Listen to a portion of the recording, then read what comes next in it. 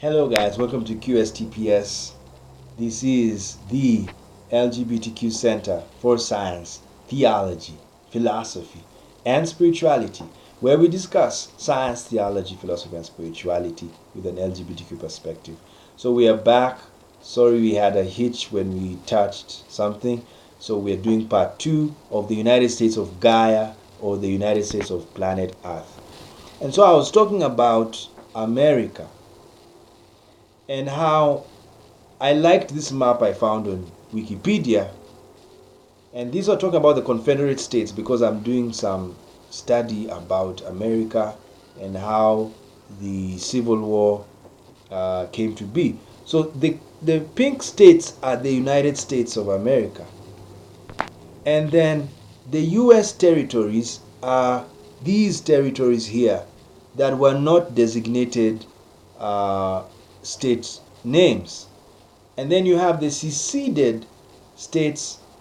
These are the states that seceded. They exited the American Union.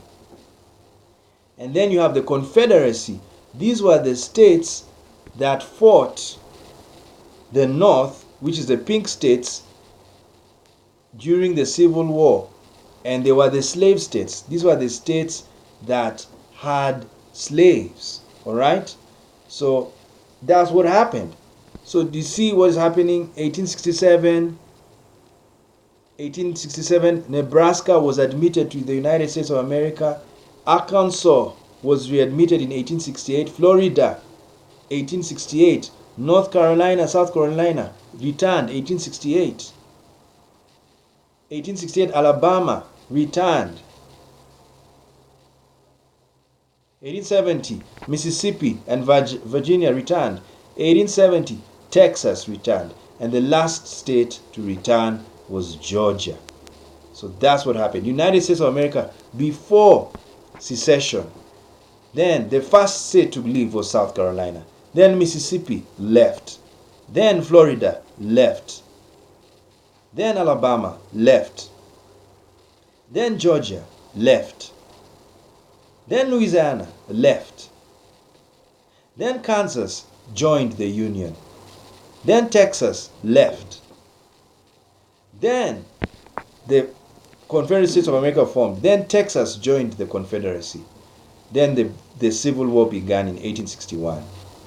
And then Virginia seceded. Then Arkansas also left.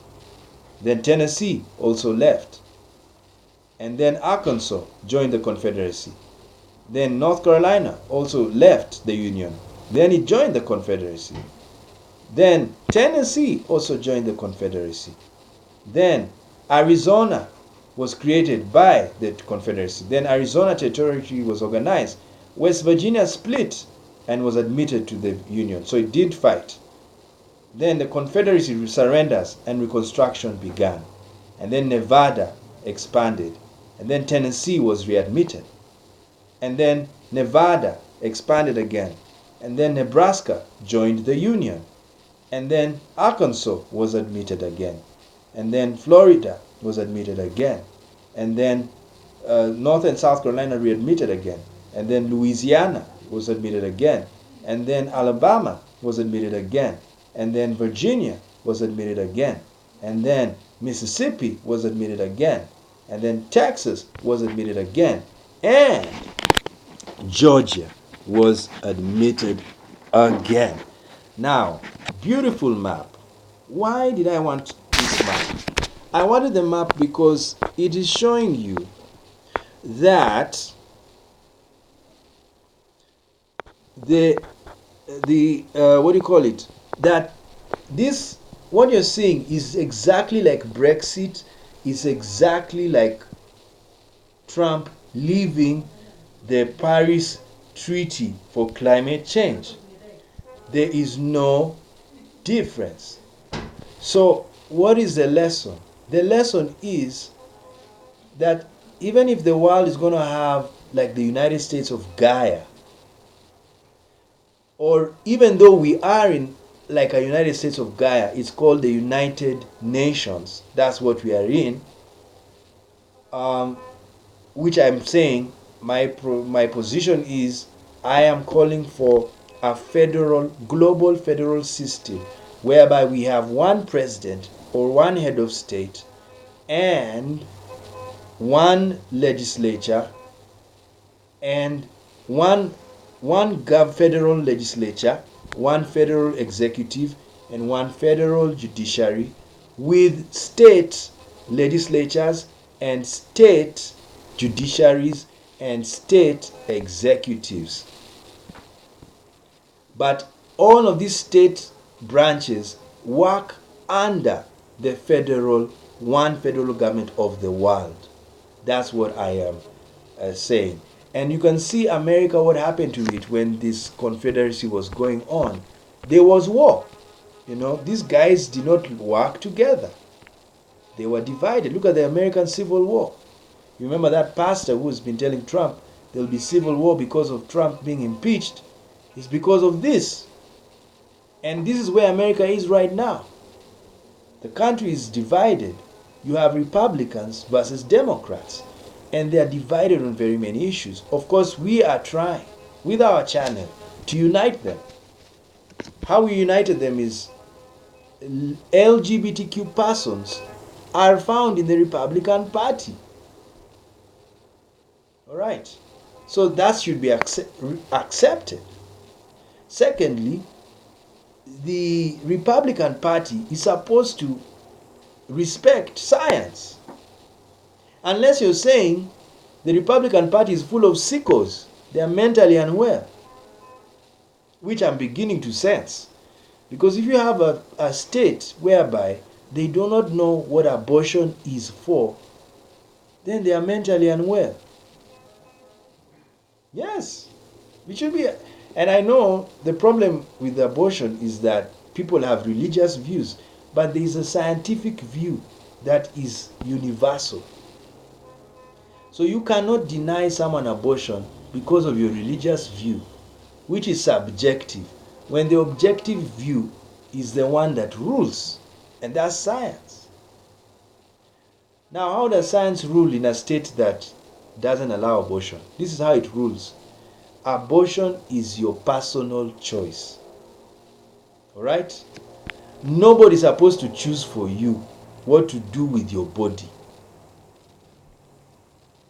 Alright? So if you're a Christian and you don't want to abort, don't abort. But if your neighbor aborts, don't kill them for that. And don't stop them from aborting. They know that it's their choice. Okay? They have chosen to abort. That's what we're saying. The Republican Party is filled with fascists. People who control. They control you. And they kill you if you don't do what they say. That's how the Nazis were. Yes, they killed Jews because Jews were not Aryan, according to them. They killed gays because they refused to conform. They wanted everyone to marry a woman, a man to marry a woman, and a woman to marry a man. Actually, the history in Germany, I was very shocked to learn the lesbians, the reason why they were not killed, they married. They married men. That's what happened in Germany. So they were not targeted. But the gay men, they didn't marry women. And so they said, then you guys are criminals and bad. And so we're going to kill you. And they killed them. That's what I'm telling people. So we are trying to destroy that fascism that is sadly, in even the Republican Party. And it also can be in the Democrat. Anybody can be a fascist. Anybody. A fascist is just a person who controls people by force, And so what I support is freedom. And freedom based on science. So like when it comes to abortion, abortion should be allowed on the basis of situations that demand an abortion, like rape, like economic planning, family planning. Yes. You know, you can have sex. Some people don't like having sex with a condom.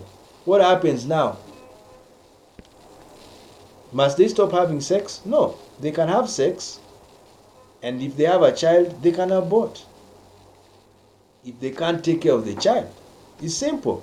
So my point is, do not interfere with the personal choice of somebody. And when we have a global system, that one parliament of the world that says abortion is legal, all over the world it is legal.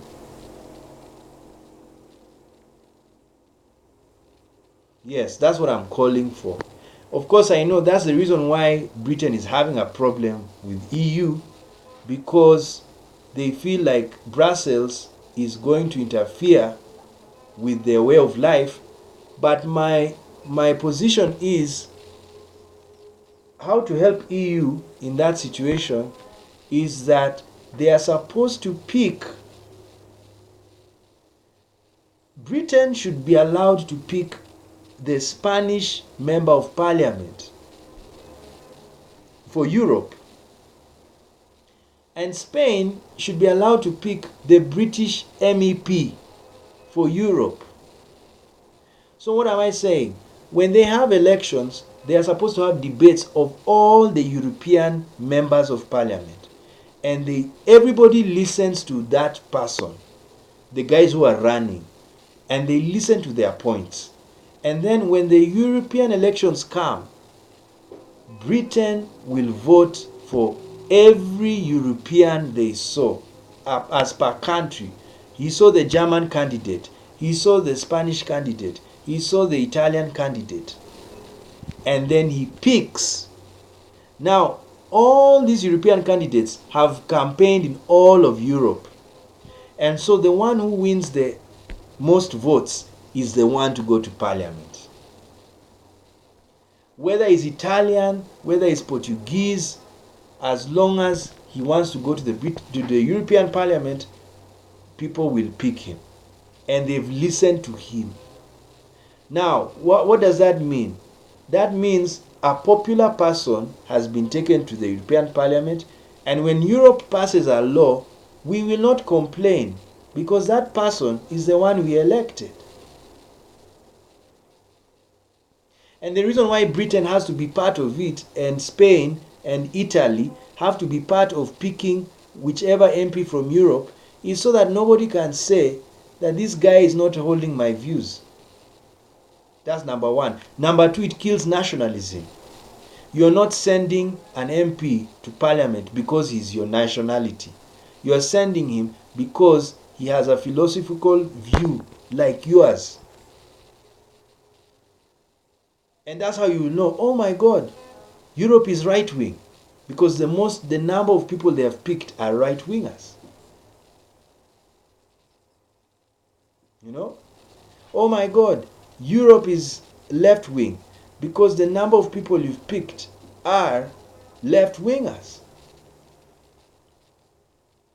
So that's what I'm trying to say.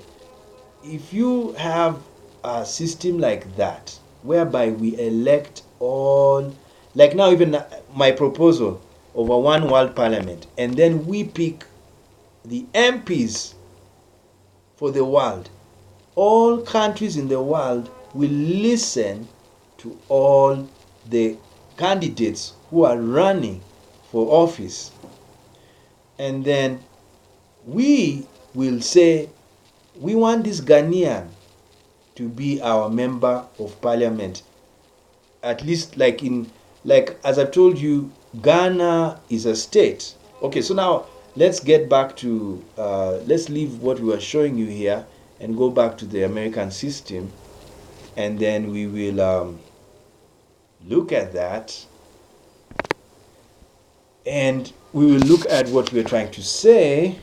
Was I on Google Chrome? I hope so. I hope it was Google Chrome. I don't think it was Google Chrome. Whatever it was. Let's I don't know what it was I was in. It's a very nice one I was reading here about Center for Inclusive Growth. I support this woman 100%. This is where the world is going. Very wonderful article about the digital transformation of Africa and how everybody is going to succeed. Yes, it has come. Everything is working thanks to technology. And this was a beautiful article by the president of the Center for Inclusive Growth. I love her position, love her to bits and pieces. I will even visit the website. And she was at the World Economic Forum in Cape Town, South Africa. And so she was answering very good questions about the transformation, digital transformation in Africa, as Africa embraces the fourth industrial revolution at an accelerated pace, impact the opportunity for digital inclusion. So I like what she was discussing. Most of Africa is still a bit lagging behind digitally because of things like electricity. When you don't have electricity, you can't charge a phone. Okay? And when you can't charge a phone, you can't trade. You can't do work on the internet. Sorry, I have a funny chair. So I slide when I'm on it. So she's doing very well here and talking about that and MasterCard and all of this. We are going to, it's glory land, I'm telling you. And it's a wonderful time to be in the world right now.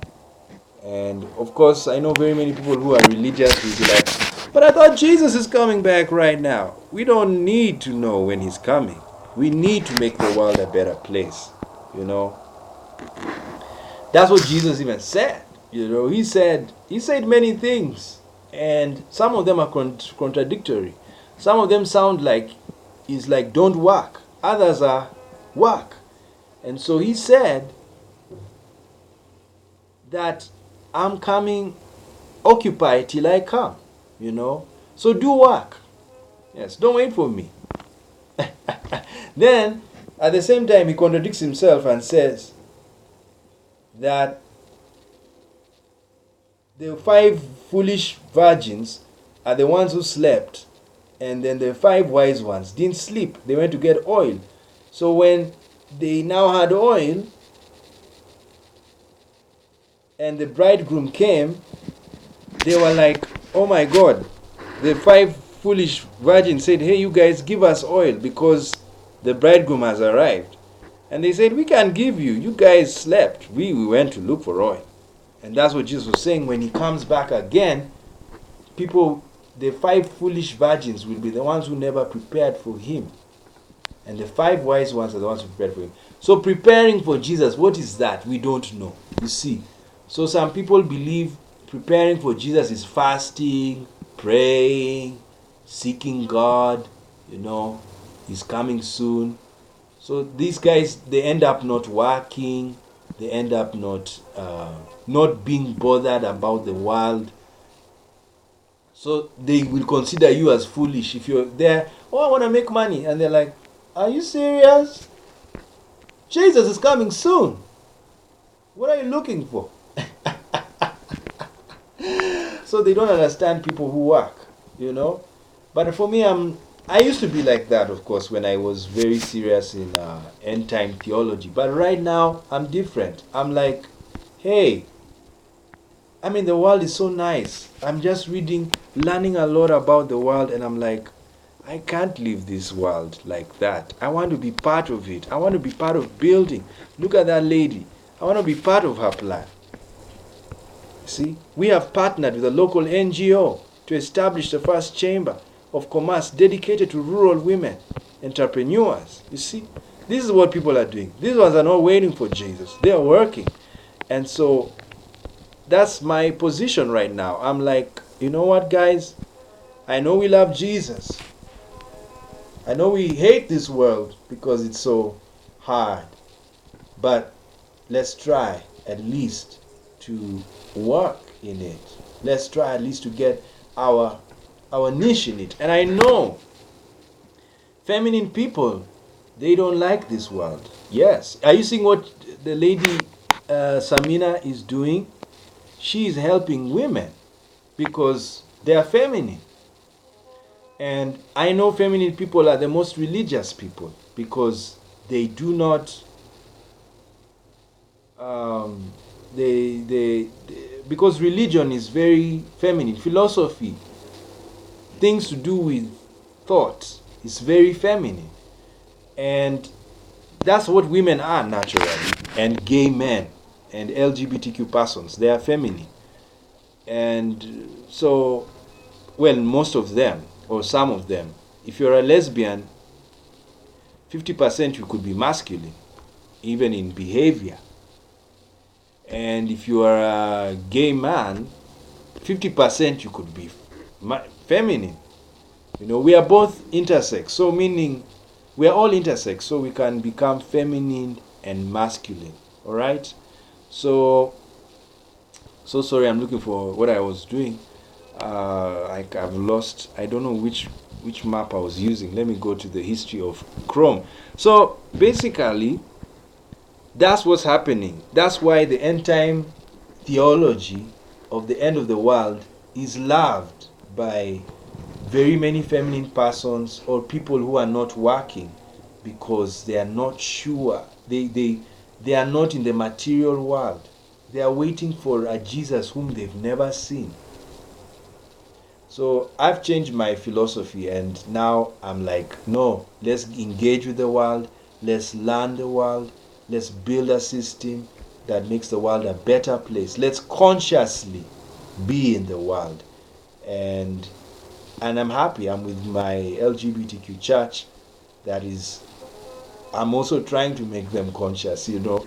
Yes, trying to make them aware of realities that feminine people suffer in the world because they are feminine and the world doesn't understand them. That's why I support social welfare, because it helps feminine people, it helps disabled people, it helps sick people. You know, people think sick people don't need anything. If you want to know fascism, they don't like sick people, they don't like weak people because they can't work and they can't take care of them. They feel like they are burdened. Yes. You know, there was a friend of mine, I don't blame them. I understand their position. And they had a sick person, and the person was dying. And to keep him on the machines was so much money. So they were struggling amongst themselves. What should we do? Should we let this person stay? Should we let this person? And then we spend a lot of money. And then they were like, and I like their position. They were like, no, we don't have money. So let the person just go. And so they let the machines off. And I support them 100%. Because you may spend so much money on keeping someone alive in a life condition that may not be cured. It's not wise, in my view, to let someone stay on machines in the name of he has to live when his condition is beyond cure and you're spending so much money to keep them alive. So they switched off. So now someone who is very fascist will use that as an idea, and when they find sick people in the society, instead of helping them, they're like, let them stay. If you're sick, if you get sick, if you die, too bad. It's a very lazy approach of dealing with problems. So how to solve that is to have a social welfare system whereby if you're sick, you're taken care of. Like this, of course we have the health insurance given by the government, which is okay. But what I mean is that in the society we have weak people, we have sick people, we have HIV positive people. They need support. And it's not that HIV people want to die, you know. There's a very bad understanding of HIV that these are people who are being punished and must die and they wanted to die. No, there's not like that. HIV is caught because of natural consequences. Yes, even blood transfusion, you can get HIV. Even sharing an injection, even in the hospital, can give you HIV. So it's not just about sex, So what does that mean? You take care of somebody irrespective of the condition they have. Even in the prison, if you have HIV, they give you medicine. Yes, because they are very aware. You can even spread it in the prison. So to contain it, they give you medication. And you take care. And of course, we know sex is natural, even in the prison. Yes, you can go on with safe sex practices. So that's what people need to understand about the life right now. We are supposed to be so detailed in solving problems. And so that's where I am right now. And if I'm to follow Jesus, I will follow the teaching of Jesus of saying, occupy till I come. Do work till I come. So that's what I'm going to do. I don't care whether it's coming 10,000 years or never coming. There's a possibility it may never come back. I mean, there are churches that believe that. Yes. They believe Jesus is up there and he has left us alone to go on with life. I believe he's in the spirit.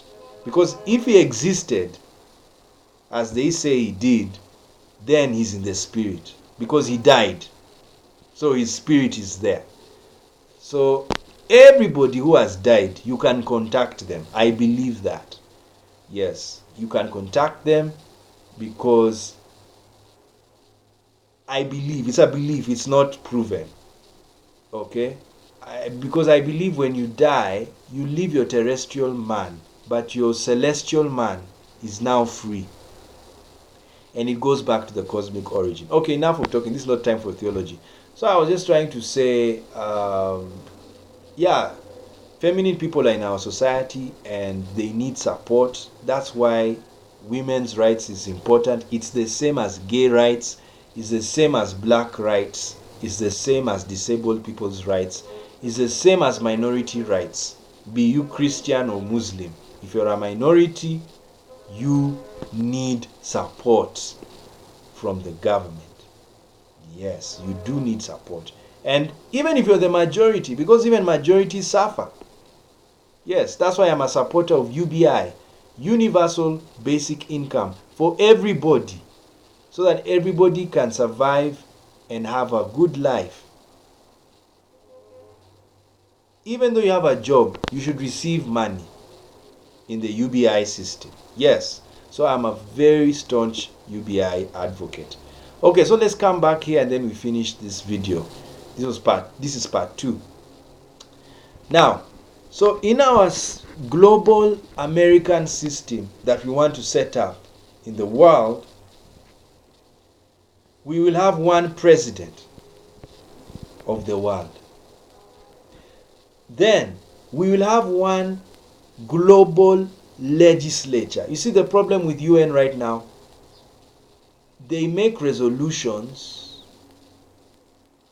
but they don't make laws. And my position is we should even have a constitution of the world, because we will have a global political system, and then we will have one legislature that makes laws. All right? That's what you need to understand. So that's what I support. I support a system whereby we have one law-making body, not resolutions like UN. I'm taking the UN system higher.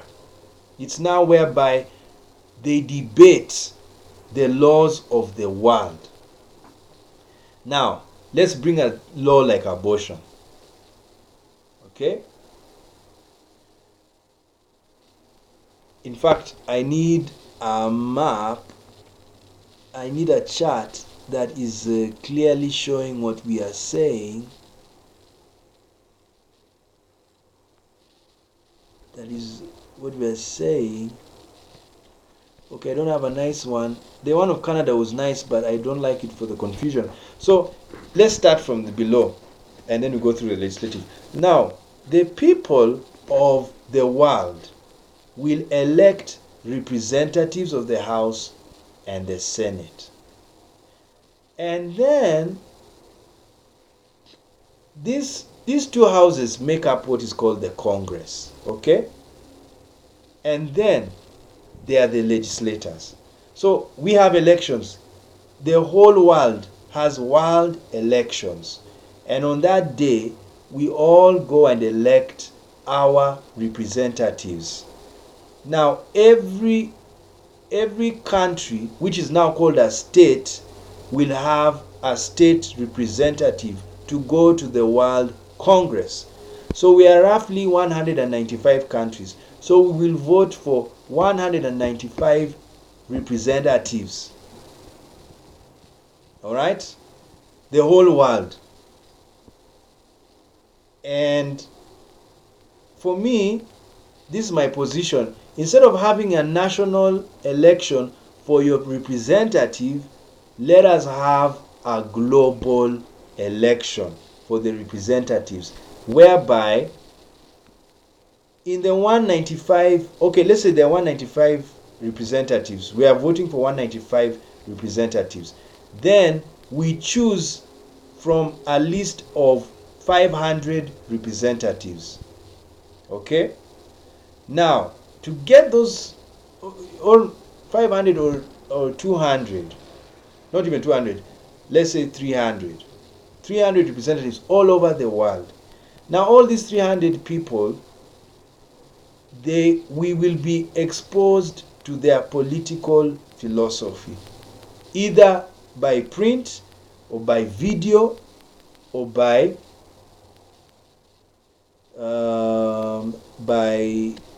any form of media communication.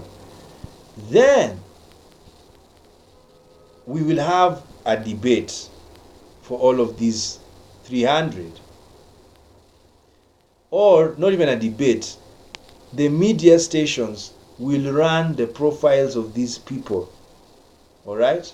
And they tell us this guy likes this and this. This other guy likes this and this. This other guy's position about healthcare is this and this. This other guy's position of healthcare is this and this. All right? Now, then we pick, then we go for elections, which will be by the smartphone. It will not even be poll stations, all of these things. We are now in an electronic age, and we do the thing live, voting online on our gadgets. And what do? We pick 195 representatives. So all of those 195 representatives, they will be picked and they will go to the House of Congress as the 195 representatives of the world. Now, the problem of my system, which is a global system, is that it will kill the nationalism. Because people will be saying, but we are seeing so many white people. Or we are seeing so many black people. So, for me, I feel like, no, I support such a system because it kills racism and nationalism. Because we are picking somebody based on what they believe. The majority is not looking at his skin color. Alright? And when all the countries of the world are involved in electing all the representatives, it kills that. It kills racism, it kills nationalism. So I support a global system rather than a nationalistic.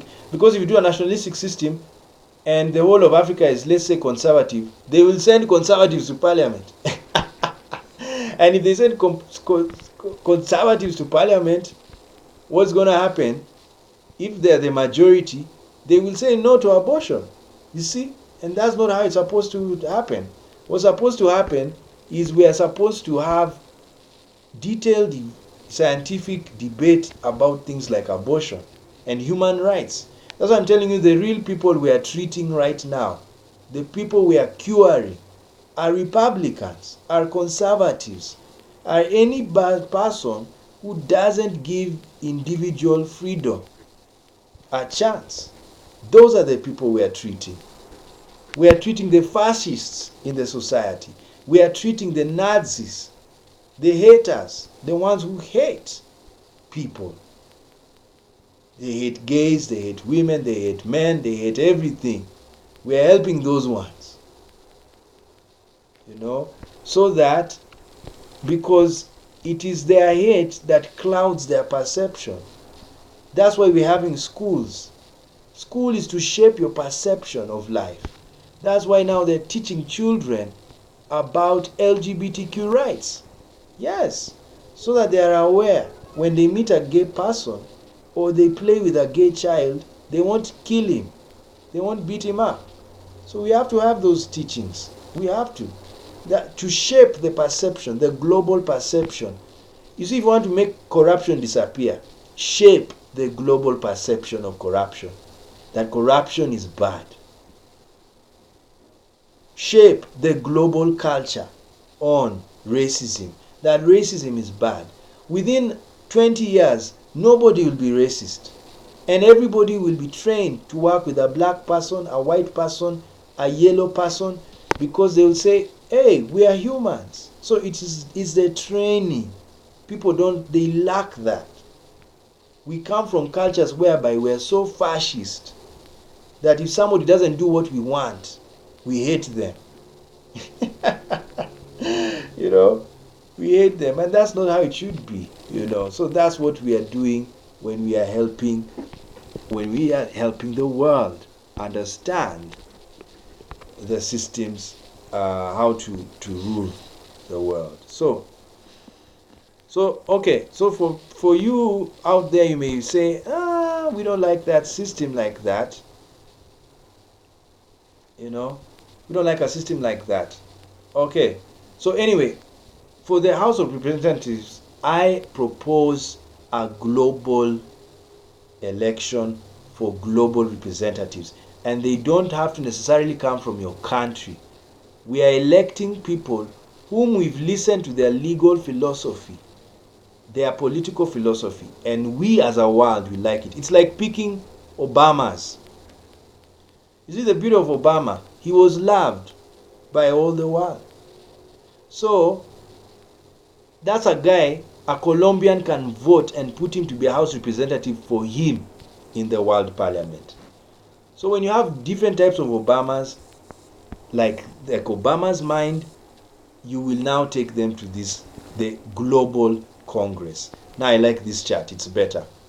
So we take 195 representatives and 195 senators. We take them. Global election for them. All right?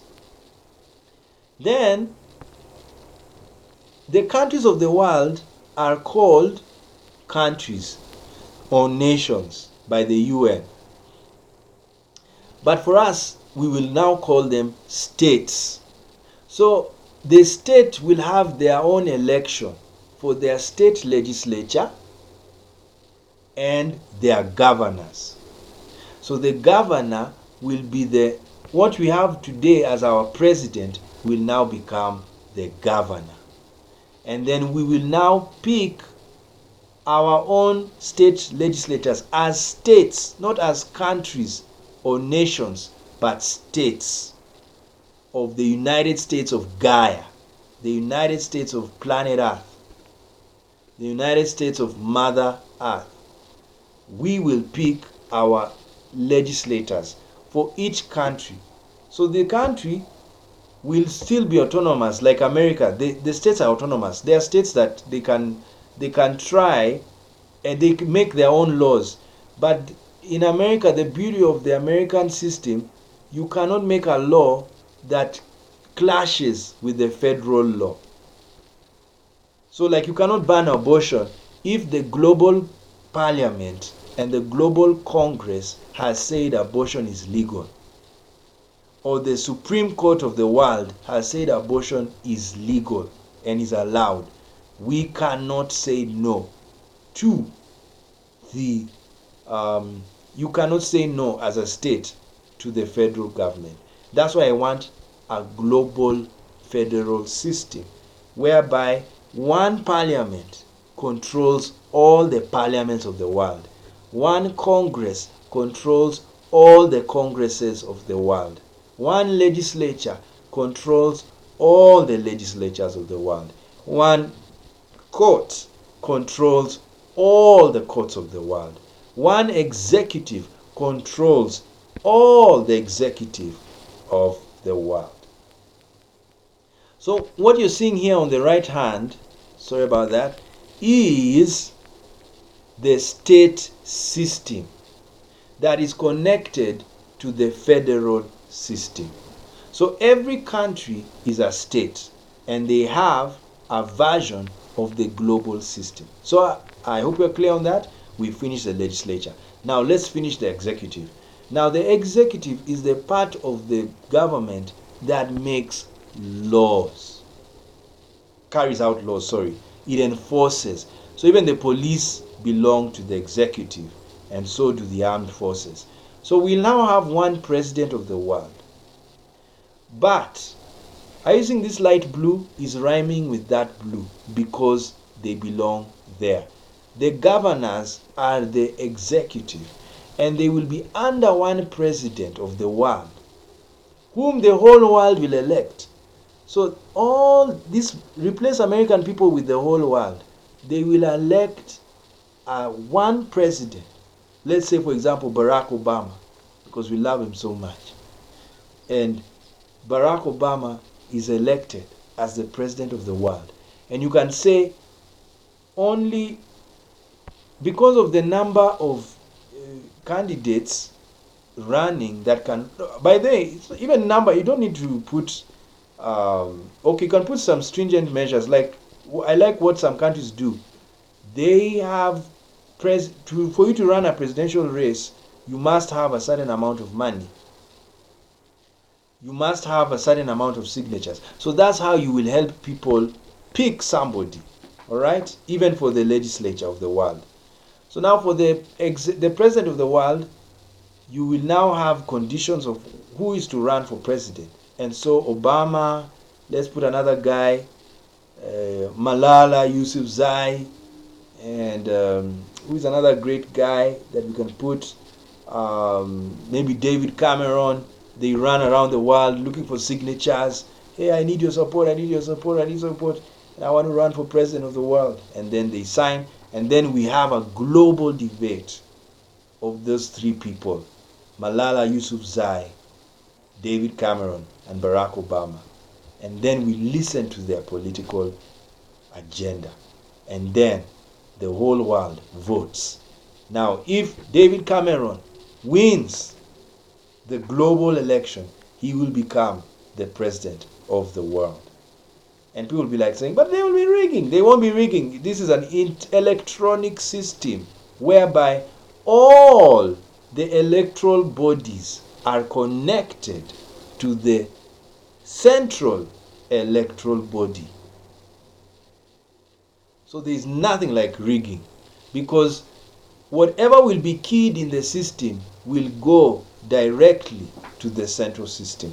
Of course, these are just ideas and they can be refined. All right? So it's not that it's going to happen tomorrow. It's just we're giving you a plan, a blueprint of how to deal with the world, to help the world be a better place. Because as I've told you, the problem the world is in is that we are trying to solve global problems locally.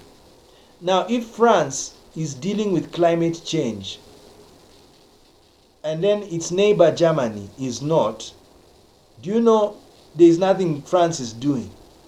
Because climate change is not only affecting France, it's affecting the whole world.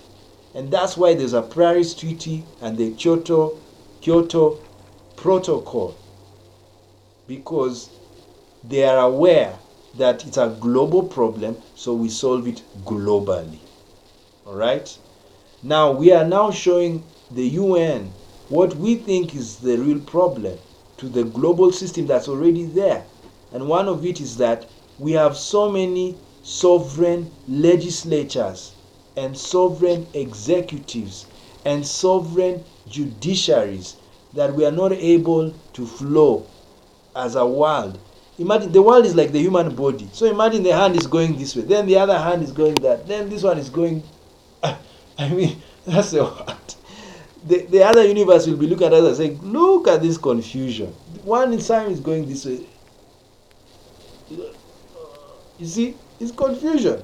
But you're supposed to look nice orderly, and that flow only comes when we have a system that is working together. Like this body of mine, it has very many systems, but I live a life whereby, and all of us live the same life, whereby all these systems work together. The muscular system, the circulatory system, the nervous system, they all work together. And even if I have a problem, it's not a very serious, I won't have a very serious problem because my body is working in together with those systems well. But when you have a system like that, because America is not in the treaty, but China is in the treaty, you see, that's how you'll have a very disorganized system. So that's how the world is right now. So for the executive, we've done the election, and David Cameron has been voted the president of the world. No one is going to cry, he's a white man. No, it's not going to be there. No one is going to cry, Obama, he's a black man, if in case he wins. No one is going to cry, Malala is a woman. No. People will vote because the debate will be based on issues only. Yes. And people will be trained to be issue based. That's how we create a world that focuses on issues rather than race, color, sexuality, and gender. Right? That's what I say. Now, the president is picked, and then he picks a cabinet. Because we are aware of his political agenda, because during the debates he was very clear. You ask him about what will you do in the Ministry of Energy, the Ministry of Transport, the World Ministry of Finance, the World Ministry of Culture, the World Ministry, every ministry. That's how the questions in the debate will be wired. And we're going to see the guy who has the best idea for each ministry. That's the guy who will be the president, and they will form the cabinet of the whole world. Now, this cabinet of the whole world will work with the state cabinets that are picked by the governor of the state. And so, the governor of South Africa will pick his own cabinet, which will work with the world cabinet. All right? That's how it will work, in my opinion. And the armed forces, the world will have a world army. Do you know one way to stop war in the world? Have a world army, where every country sends its best soldiers to be in the world army. So in case the United States of Mars decides to fight us, we will send our soldiers from the planet Earth. Alright? That's what's going to happen. It's happening. Very soon people are going to live on Mars. That is going to be the new planet for human beings. You know? So, my position is when we have a global executive, we will have a global military, we'll have global intelligence, whereby the Chinese intelligence can share intelligence with America because we are one. No more nationalism. Dead. That's what I'm telling the world. Let's kill nationalism with a global system. Yes, I am a human. I'm a global citizen. There was no nationalism when the world began. There was global citizenship when the world began. That's why I'm saying, let's go global. Let's not go national. Let's go global. Because nationality was not there when the world began. There was no country, there was no borders, but there were people. That's why black people went to Asia and gave us Chinese people.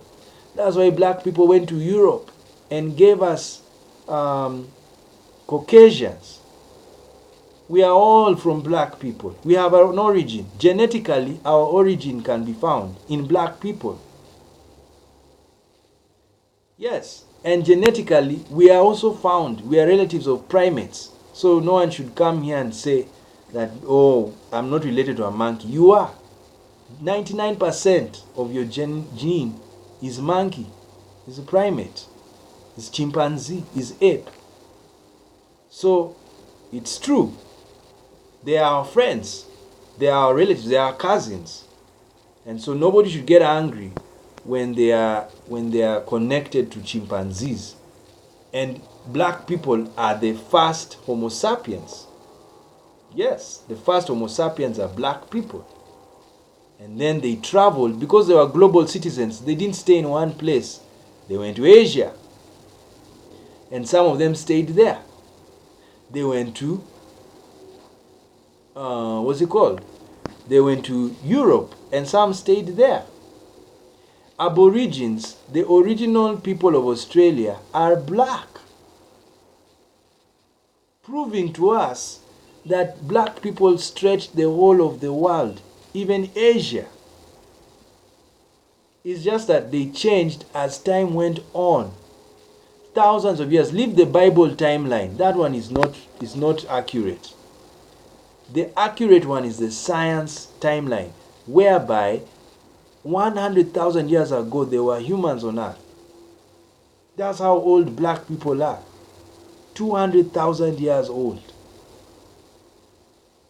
The Sudanese, they are the first, and some South Africans, they are the first genetic group called haplogroup A1 for the Y chromosome. Do you know how many years they've existed? Anybody who is A1, he has existed in the world for 200,000 years.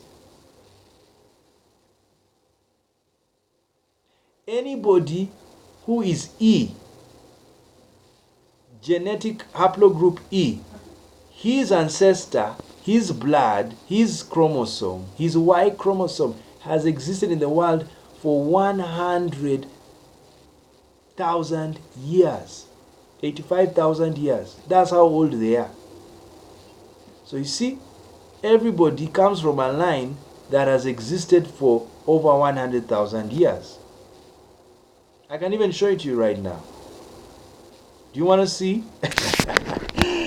Yes, I can show it to you right now, but I won't show it. I know I may lose time, but I want to prove that to you. So you find the human beings whose first father was in the world 200,000 years ago. That is even stronger than longer than the Bible story. The Bible is 6,000 years old, roughly. All right, let's look at that.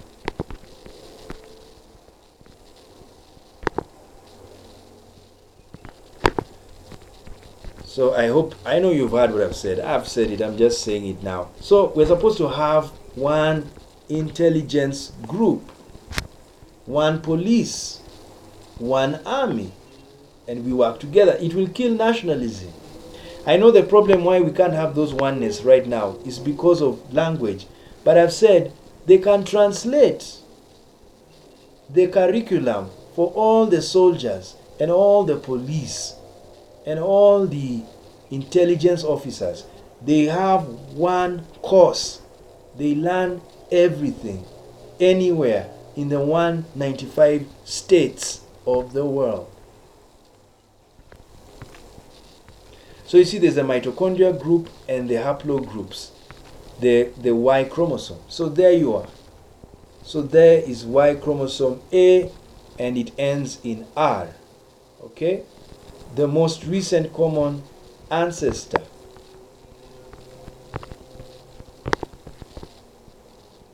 Alright? So I want us to look at the timeline of human evolution. So that's how human evolution has happened. You know? Look at that. Very many years ago. Very many years ago. Very many years ago. Look at that, look at that, look at that. Millions of years ago, these animals, they are no longer there because their race died. They couldn't last. Look at Australopithecus. You see, that's a monkey from Egypt. You see, 10 to 4 million years ago, the latest common ancestor of humans and chimpanzees. You see, this is our ancestor. See how he was changing? Millions of years ago. Then they changed. Homo habilis. And he was in East Africa 2 million years ago. Then they changed. Homo erectus. Then look at Europeans. They are here. Neanderthal and Denisova. Then finally Homo sapiens appeared. And the first is 300,000 years ago in Morocco. And Israel, another Homo sapien was found 177,000 years old. Your Bible is only 6,000 years old. Christians, join ye the science community.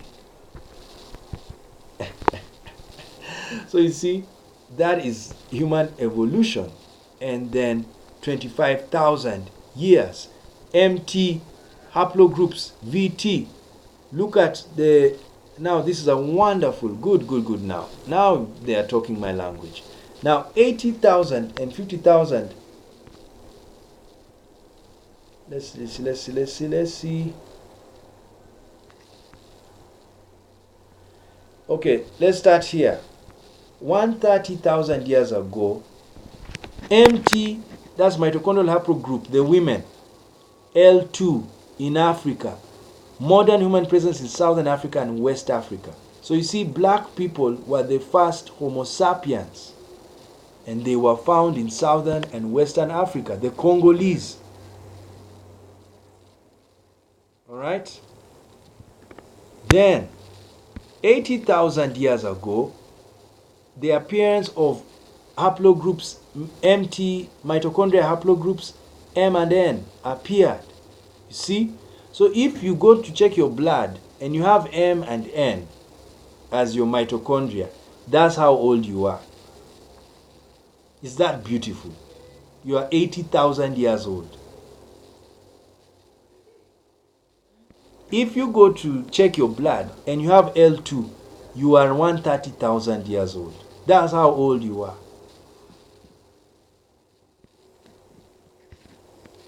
25,000 years ago, in the men, R1, that's a white guy, majority of white people are R, it appeared 25,000 years ago.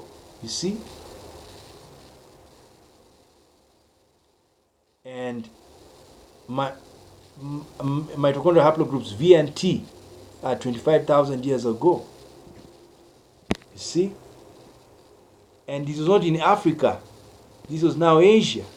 And these were black people who traveled to Asia. And they stayed there. And because of the environment, their sperms and their blood changed. That's why I was even doing some research about black American women. And I was surprised that their mitochondria was even changing. They are supposed to remain L, but they are not. It's very weird. Then I realized it's because of the weather in America. They have stayed there for 200 years plus. And they are already going through evolution. So you're finding black American women that are giving birth to children that do not have the ancient mitochondria of Africa because of staying in America.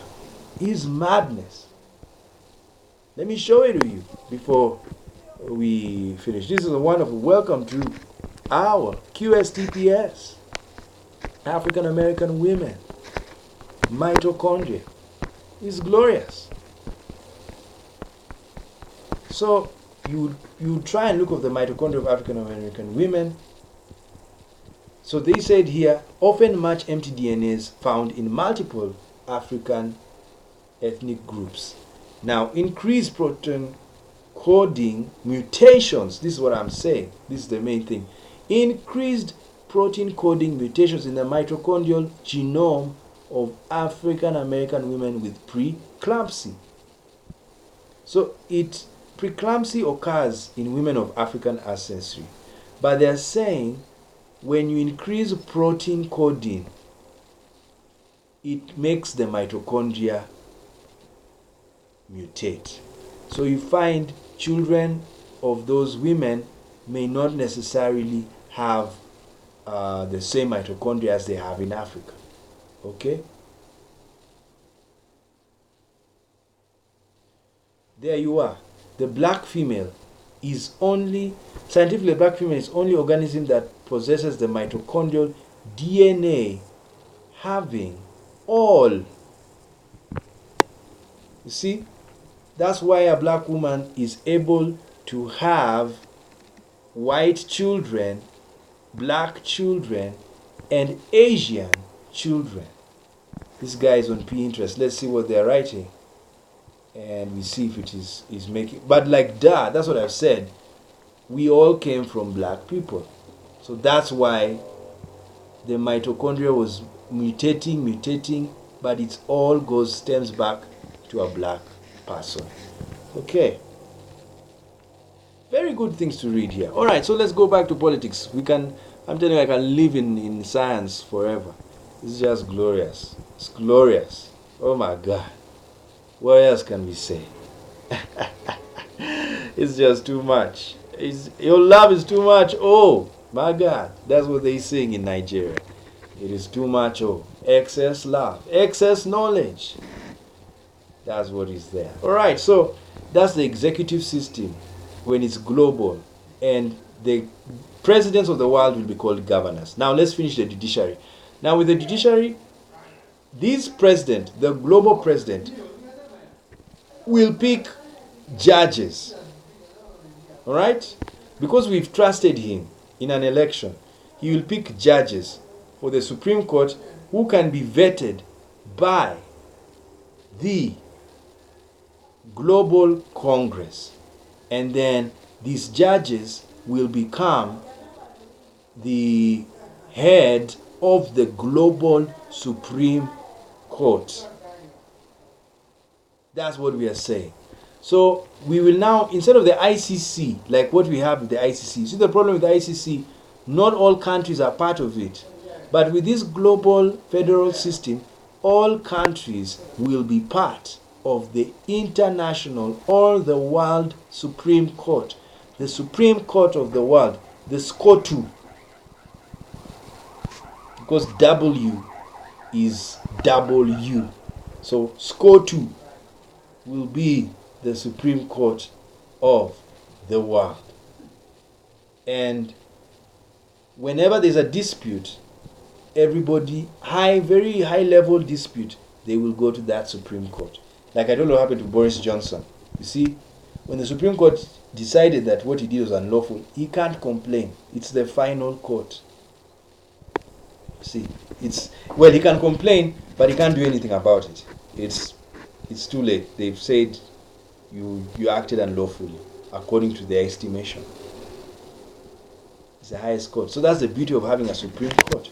Now, the ICC, their problem is not everybody agrees with the ICC. And why don't they agree with them? Because they are not part of setting up the ICC. So this system I'm formulating of the United States of Gaia, everybody will be part of the system because the president has been elected by the whole world.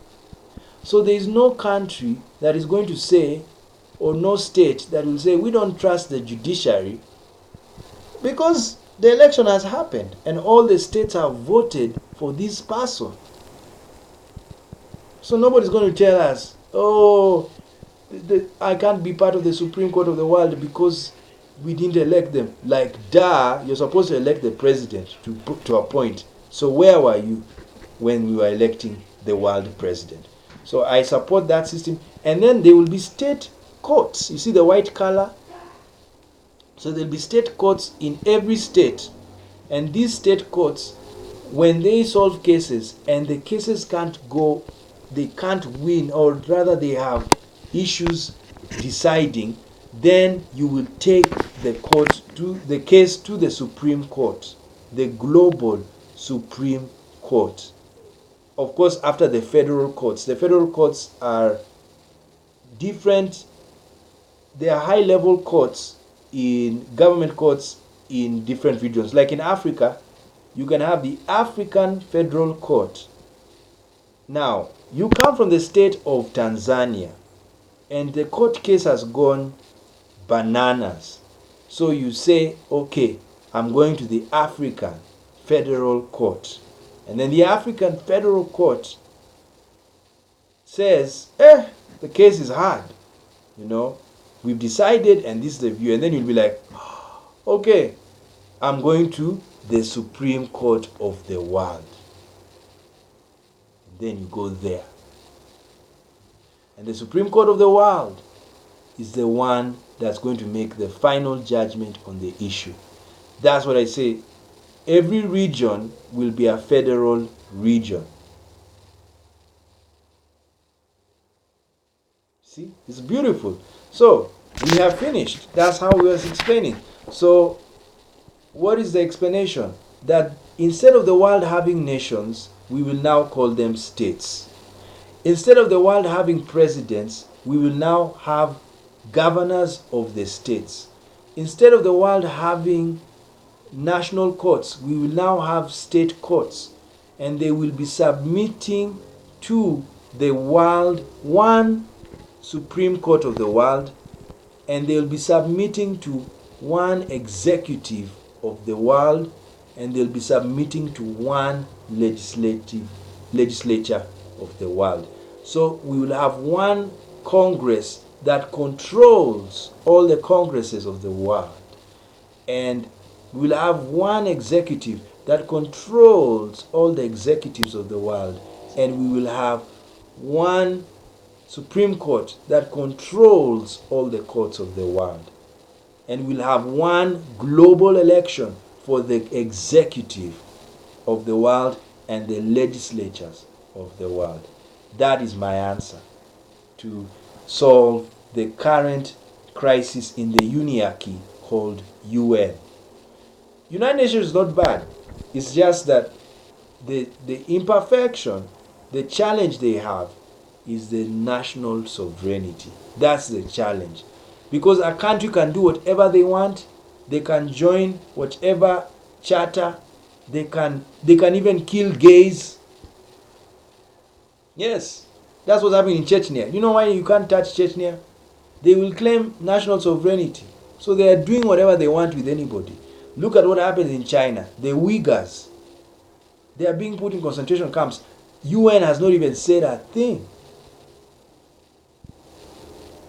Look what's happening in Hong Kong. It's disaster. UN cannot even say a thing because of national sovereignty.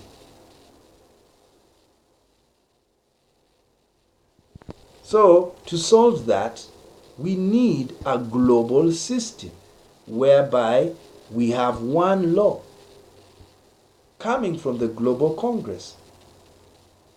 Yes. Whereby we have one executive, global executive, that's the final say.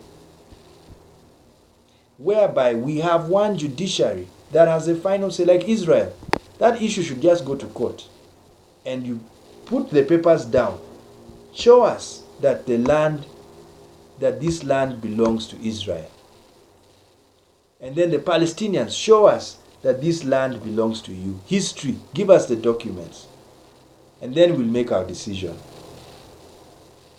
as a court. Whether you have two-state solution or one-state solution. Which I know it is going to be a two-state solution. Because Palestinians are there. They have a claim on the land. They've lived in the land for 200 years. Not more than. And the Hebrews, they also lived there for long. Their ancestors lived there and they left. Then they came back. So they have an ancestral claim on the land. But they cannot crash the Palestinian claim on the land because they also lived there for thousands, hundreds of years. You know, Muhammad even used to go to Jerusalem. That's why there's a mosque in Jerusalem. It is proof that Arabs lived in Israel for years. So it is either Israel decides to be one state and accept that an Arab Israeli is an Israeli, In fact, the problem in Israel, in my view, which is also a constitutional crisis, they're also having, can you imagine, all of these, it's so weird. Britain, America, and Israel, they are having problems politically. And it's just weird. It's beyond the cosmic, it's beyond cosmic understanding. And so Israel, in my opinion, they have a constitution that says it's a Jewish nation. And I feel like I don't really support that, because the world is so cosmopolitan, and you have to consider residents that may not be necessarily Jewish. Yes, because naturally the world is cosmopolitan. Yes, there is no nation in the world that can claim that the land they are on is theirs. Yes, that's why the Boers, they are African. They've lived in the continent for 400 years. The ancestor of a Boer right now in South Africa, he can trace back the guy 400 years ago. So where are you going to tell this person to, where is he going that leave our country? He can't. He's an African. He's lived for 400 years. He's more African than a black American who has not been living in Africa. That's what I want people to say. So, to know. So, there's no land in the world that belongs to one race specifically. You can live anywhere in the world. Okay?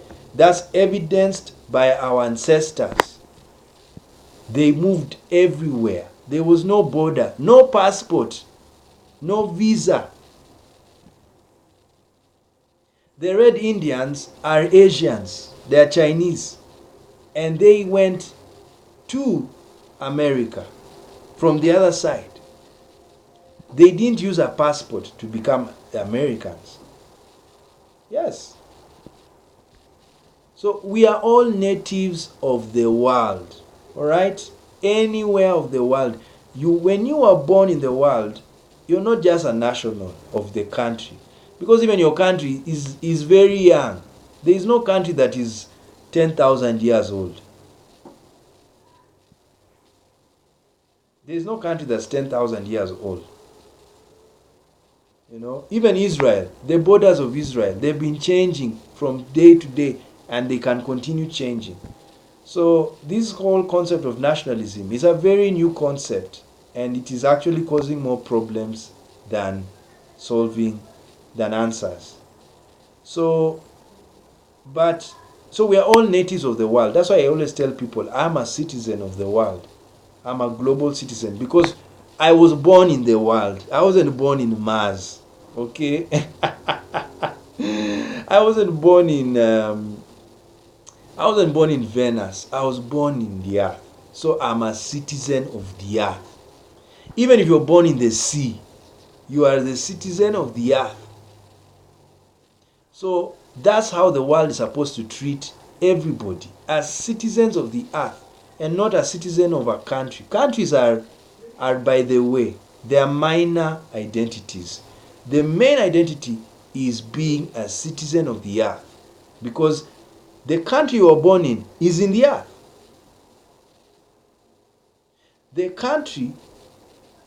Every country is in the earth.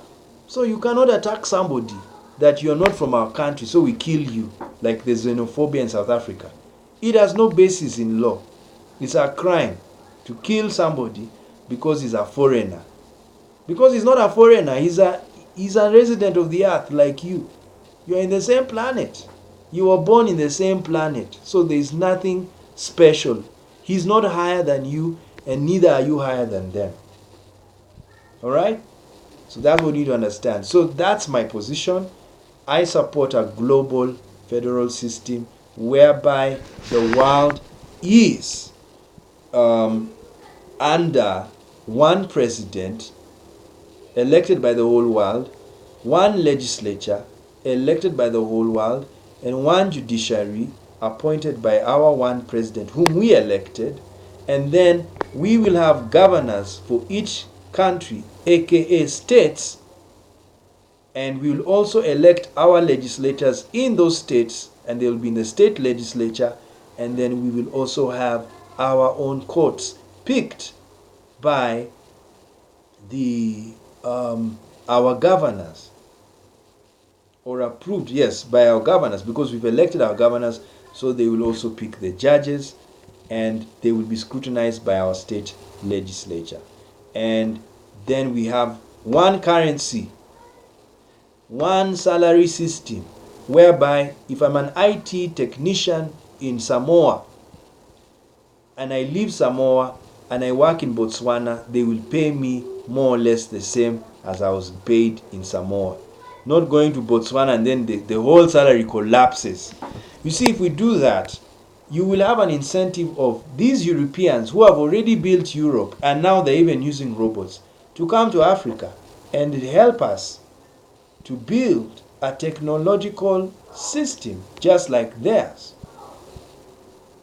And you pay them the same salary they're being paid in Europe. Then the black person can even go to Australia, and he's also an IT technician, and he gets the same job that he had in Africa, and they pay him the same way. As simple as that. Now the problem, Africa, they pay people poor peanuts. So no one is even attracted to come to work in Africa. They know you're not going to be paid well. In fact, that's the reason why Africa is poor. It's because they won't pay you well. So big brains can't come to Africa. Do you know what Africa is supposed to do? Africa is supposed to cause brain drain from Europe. And the only way they can do that is money. Promise a European, a Japanese, a good salary. He will come and work in your country. That's what's supposed to happen. So one salary system all over the world, for even the legislatures and everyone. One transport system, one visa system. Now when the world is one global system, you don't need a visa, because the intelligence system is one. The police system is one. The army is one. When I need medical care and I'm in Japan, I just go and tell Japan, oh, I'm from the state of Kenya. Okay, and something has come up, and they say, okay, give us your identification. And all the hospitals have the databases of all the hospitals of the world. The state hospitals that have the accounts of the states of that person. And like it's because we are united. So having data is not scary. We understand. When I go to a Japanese hospital, I know it will help me because it's part of the world government that I am a citizen of. Oh, it will be beautiful if you implement such a system. And that's how America has succeeded. And despite them even having a civil war, they are the greatest nation on earth today, thanks to that system of federation, whereby you have many states in one system. And America is a country of 300 million people. That is roughly 300 million people. That is roughly 20% of the world's population. Are you seeing how great they are? And they are number one in very many things. See? So that's what people should understand. So what's the solution? Copy America. Like European Union should copy America. African Union should copy America. That's what Gaddafi wanted. He wanted the United States of Africa because he was aware the United States of America works. And he was right. I agree with Gaddafi 100%. My legs upside down. That's the answer for Africa, is that we need to be United States. And then now I've even gone further. Now we need the United States of the world, whereby we have one parliament of the world, So that when LGBTQ rights are passed, it's passed by one parliament or one court. And nobody will complain. Anybody who complains is committing treason and is mutinous. Yes. I mean, go to America. There are people who don't like the LGBT community. But that didn't stop the court from giving LGBTQ persons their rights, because scientifically they exist. Scientifically, an LGBTQ person is a human being, and there is no human being who should be in charge of anybody's sexuality. No human being. All right? So nobody's supposed to force you to be something else, sexually, racially, economically.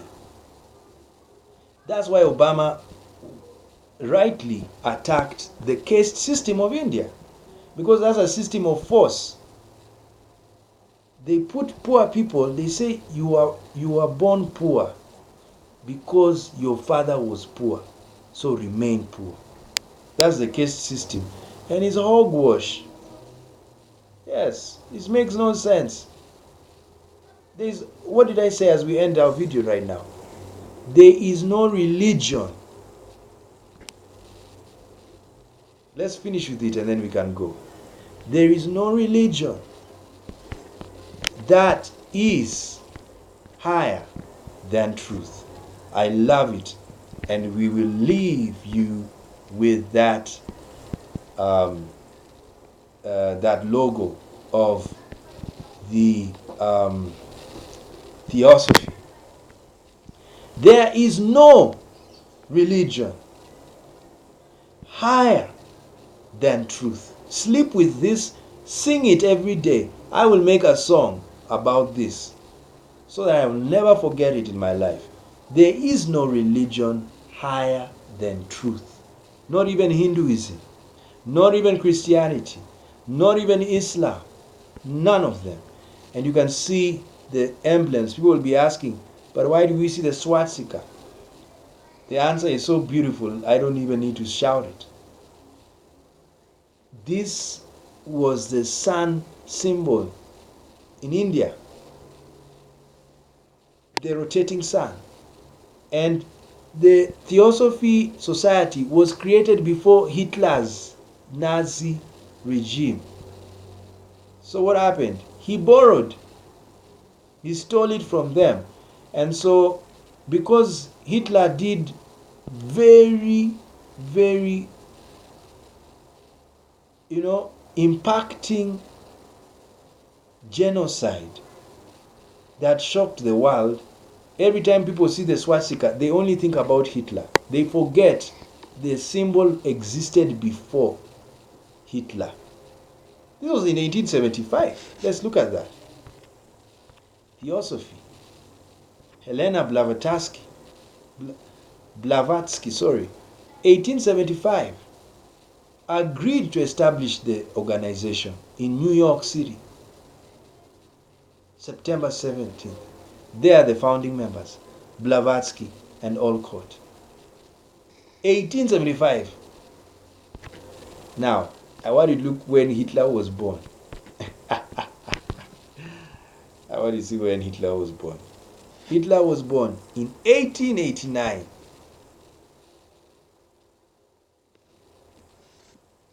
So who are you to say that the Theosophists are Nazis? They are not Nazis. There was what was happening in Europe and America at that time, when we're going to discuss about the organizations that were formed in the 19th century, very important century, sliding to the 20th century, was the West married the East. Before the 19th century, the West stayed Western, and they never mixed with the East. Now in the 19th century, they went to Asia, and they were amazed at the Asian system of philosophy. And they said, you know what, guys, this is what we needed. And so they read Hinduism, they read Buddhism, they read Chinese philosophy, but a bit little, not so much, because China was not so open to the West like India and part of Japan, you know. Yeah, so when they did that, they got all of that knowledge and they borrowed it. So you can see the Magen of Israel, the Star of David, or the Seal of Solomon, and then you can see the serpent going round there. It's a time, signifying time, and then you can see the Om Shanti of India, and you can see the Swastika of India. So there was a lot of India, and also another discovery was that Indians, some of them are Europeans, by blood. So that's what shocked most of these guys like Helena, that wow, these guys are just like Europeans. And the Hinduism was found out to be the first religion of the world, amongst one of the first religions. Of course, it was, to me, the first religion of the world was animism, the African belief that everything is one. We are one with the universe, and the universe is us. Ubuntu, I am because you are. I exist because you exist. I exist because the sun exists. I live because the tree lives. That's animism. We are united. We are interconnected. Oh, it's lovely. Very good video by Alan Watts about interconnectedness, which we will do one time. So we are one with the world. Then Hinduism, which is also animistic, they also believe in oneness. They now wrote down their beliefs. And when they wrote down their beliefs, the Babylonians also started writing, and the Egyptians also started writing. And I remember, I've told you, the black people are the ancestors of Hindus and Babylonians. So the religious ideas are actually African, black African cosmology. So I'm speaking cosmically, especially if you're an African. Read Hinduism, read Buddhism, read all of these Eastern religions, and also go back and read your African religion and see the relationship between Hinduism and your religion. You'll be amazed. They are all together. Like the caste system of India is also in Africa, especially those which had kingdoms. Yes. The caste system. And that's why we're happy with Obama, because Obama made a very strong statement. It's like he said, when he was in South Africa, he said, India has to change the caste system. And I agree with him. It's because it's not a system based on science. It's based on religious discrimination. Because the Brahmins, the highest people, were the whitest. Yes, they were white. And that's why some Indians have white blood. Their genes, they come from the white, where the white race came from. And then the least of the caste are dark-skinned people. You see? The lowest caste is a dark-skinned person. They are darker. Though some of them are light-skinned because they were born poor. So the poverty was a sign that your caste is the lowest caste. So that's how India was arranged for thousands of years. Thousands. And they don't change it because of religion. Because if they change it, they are changing Hinduism. And that's what I'm saying. And that's why I'm very happy about the world right now. We are, let's share the limelight with the with the theosophists. We are reforming all religions that need reformation. We don't care whether it's Christianity, Islam, or Hinduism. We are reforming every religion that needs to be reformed. And it has to start now. And I hope you join us. QSTPS, we've started the journey. We are reforming religions. We are reading like madmen. We are speaking like oracles. And we are saying it is time to change the world for the better. Heal the world. That's what we're doing. Make it a better place. Michael Jackson's song, never forget it. One of the greatest hymns in the world. I love it like a problem because we are healing the world with these videos. We are healing the world with our teachings. We are healing the world with our philosophy. We are healing the world with our science. We are healing the world with our theology. We are healing the world with our spirituality. Thank you so much. That is the United States of Gaia. Hoping whoever is out there can hear my cry for setting up this system. Goodbye.